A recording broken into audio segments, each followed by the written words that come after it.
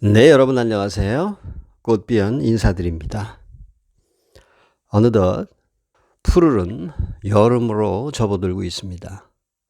각 계절마다 우리에게 주는 이 풍요함과 운치, 그 솟아나는 투명한 영성, 말할 수 없는 지복과 환희와 희열의 향기, 삶은 이렇게 풍요롭고 신선한데 우리는 왜 이렇게 점점 고립돼 가고 있고 점점 분쟁만 하고 갈라져야 하는가?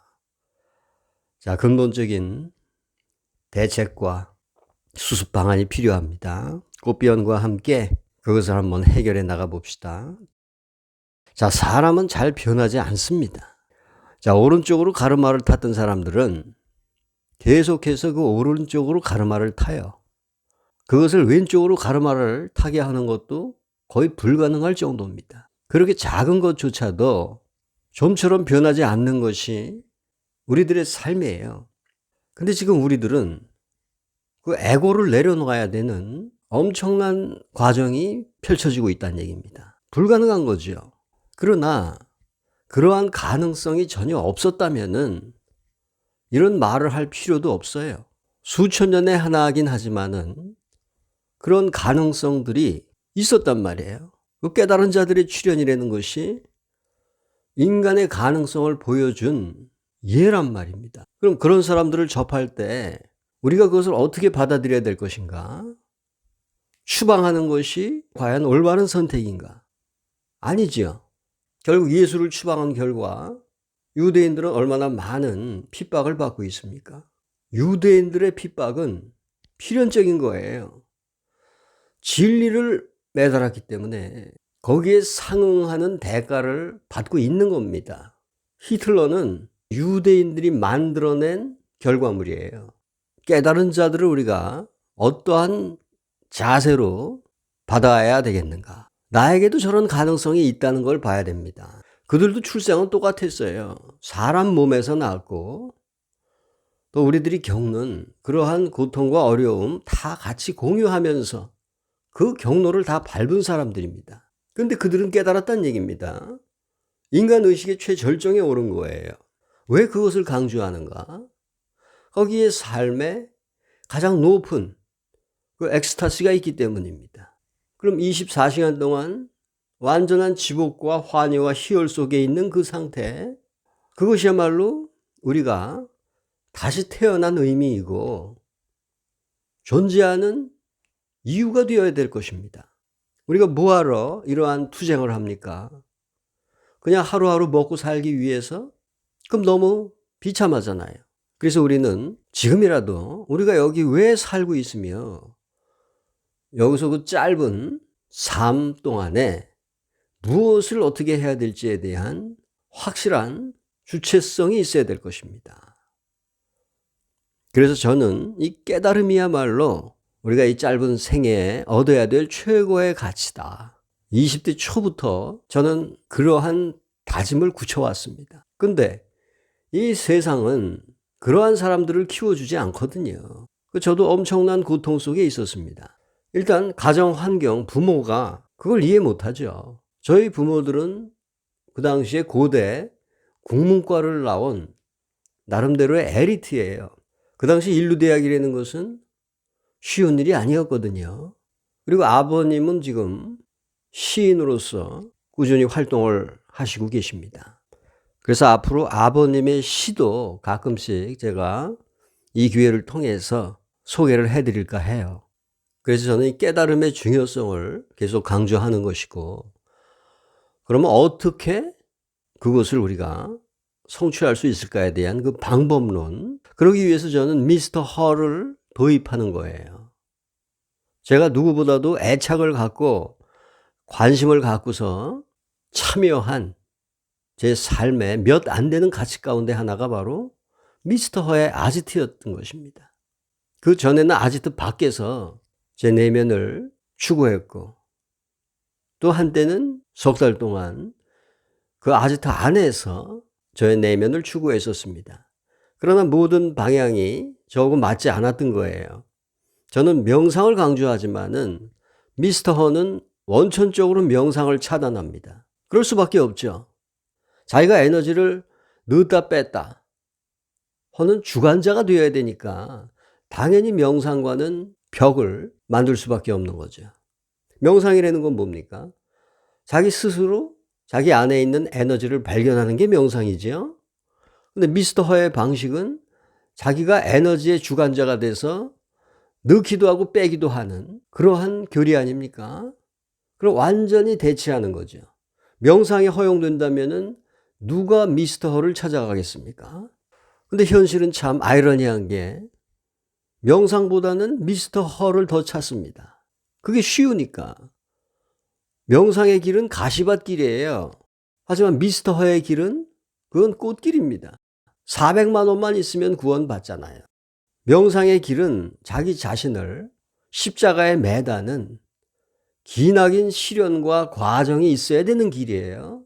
하지만 미스터 허의 판타지는 축복 100만 원과 명패 300만 원만 있으면 구원받을 수 있는 길이거든요. 그러니까 사람들은 쉬운 걸 택하는 거죠. 자, 쉬운 것은 항상 내리막길이라는 걸 알아야 됩니다.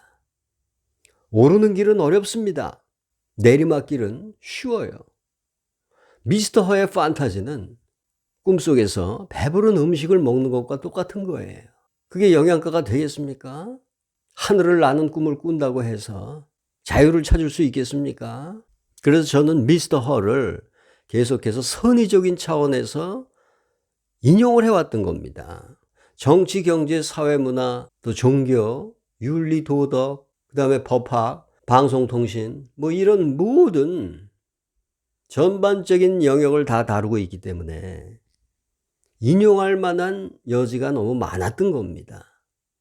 그래서 저는 충실히 그의 강연을 추적하고 그것의 잘못된 점을 시정하고 저의 의견을 개진했던 거예요. 근데 이제 미스터 허 입장에서는 그게 싫었던 거죠.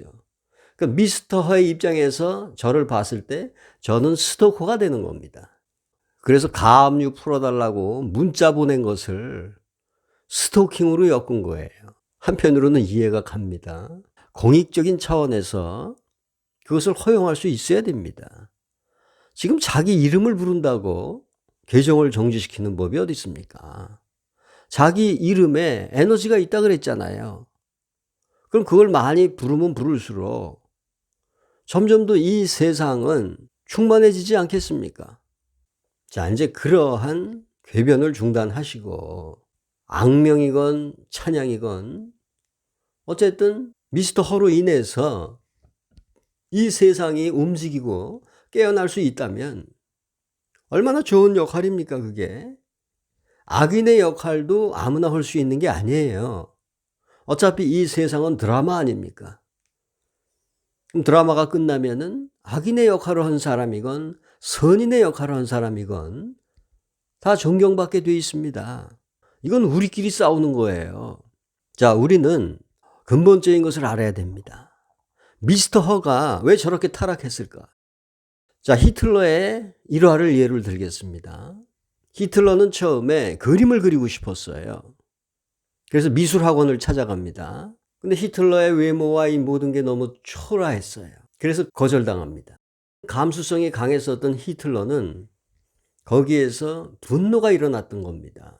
그래서 인류를 파괴하는 어마어마한 힘이 그 분노를 통해서 발동한 거예요. 그 미술학원에서 히틀러를 거절하지만 않았다 해도 그러한 인류의 비극은 일어나지 않았을 겁니다. 저는 미스터 허를 그와 유사한 경우라고 봅니다. 그는 3.3 정책을 통해서 이 잘못된 우리 정치 경제 구조를 바로잡으려고 했어요. 그러나 정치가들이 자기네들의 권력을 잃고 싶지 않았던 거죠. 그래서 언론 매체를 동원해서 미스터 허를 매장하지 않습니까? 미스터 허의 분노는 그렇게 해서 시작된 거라고 봅니다. 그래서 그는 그들을 심판을 하지 않을 수가 없었던 거죠. 그래서 자기가 신이 되어야 했던 겁니다. 그럼 우리가 조금 넓게 보면은 미스터 허는 우리 편이 되어야 될 사람이에요. 우리가 지금 혁명의 시대를 원하고 있지 않습니까? 지금 우리 편끼리 싸우고 있는 거예요, 어떻게 보면. 그 법정 비용, 대리인 이런 거 다 사면은 그게 돈이 어디서 나오는 겁니까? 헌신자들이 낸 돈이 엉뚱한 대로 지금 새고 있는 겁니다. 그리고 법정 투쟁의 결과 뭐 무혐의 기각, 화해 조정 이런 쪽으로 귀결이 되죠. 또 우리가 걸어놓은 거 역시 무슨 성추행이라든가 변호사법 위반, 정치자금법, 뭐 의료법, 식품관리법 등등 모든 게 지금 계류 중이죠. 그럼 여기서 득을 보는 건 누굽니까? 그 변호사들, 그 사람들만 득을 보고 있는 거예요. 그 사람들은 사건이 많이 일어나야 돼요. 사건이 일어날수록 자기네들의 수입이 생기니까 사소한 사건이라도 막 갖다가 터뜨리려고 그러는 거예요. 그럼 우리 미스터 허는 그 돈이 얼마나 피 같은 돈이냐 하는 것을 인식하셔야 됩니다. 서민의 피와 땀으로 이루어진 돈이에요. 그걸 소모전을 하는데 이렇게 허비해서야 되겠습니까? 우리는 지금 대통합과 대화해와 용서의 시기를 거쳐야 돼요. 이젠 서로를 심판해서는 안 됩니다. 그 모든 법정 싸움을 멈추고 우리는 화합해야 돼요. 우리의 실질적인 적은 다른 데 있습니다. 정치, 경제, 사회, 구조, 종교, 윤리, 도덕, 과학, 철학, 법 쪽에 이 모든 것들이 지금 부실하게 이를 데 없잖아요. 그들과 대항을 해야 되는 거예요. 근데 왜 우리끼리 싸우고 있습니까? 우리가 진짜 분노해야 될 대상은 다른 데 있는 겁니다. 그가 타락할 수밖에 없었던 근본적인 이유는 사회적인 악습에 있었다. 천재를 파괴하려고 하는 열등한 사람들의 그 알량한 자존심에 있었다. 그래서 이제 모든 이 법정 싸움을 멈추고 우리 대통합의 길로 거듭나기를 전 희망합니다. 그러나 우리의 골은 지금 너무 깊어요. 미스터 허가 이제 그 신이라고 하는 그 권위의식을 내려놓기 전에는 우리는 같이 갈 수가 없습니다. 그래서 저는 명상을 들고 나온 거예요. 에너지는 누가 넣다 뺐다 하는 것이 아니다. 그것은 내가 발견해야 하는 것이다. 에너지는 기성품이 아니다. 시장에서 자기 몸에 맞는 것을 우리들은 사서 입죠. 그런 걸 기성품이라고 합니다. 진리는 기성품이 될 수가 없어요. 진리는 자기 몸에 맞는 것이 있을 수가 없습니다. 내가 아직 진리가 되지 않은 상태인데 어떻게 내 몸에 진리를 맞추려고 합니까? 내가 그 진리에 맞춰져야 되는 거지 진리가 나에게 맞춰지는 게 아닙니다. 우리 목에 십자가를 거는 게 아니라 그 십자가에다가 우리들의 목을 걸어야 된다는 얘기입니다. 미스터 허와 명상은 근본적으로 지금 화합될 수가 없어요.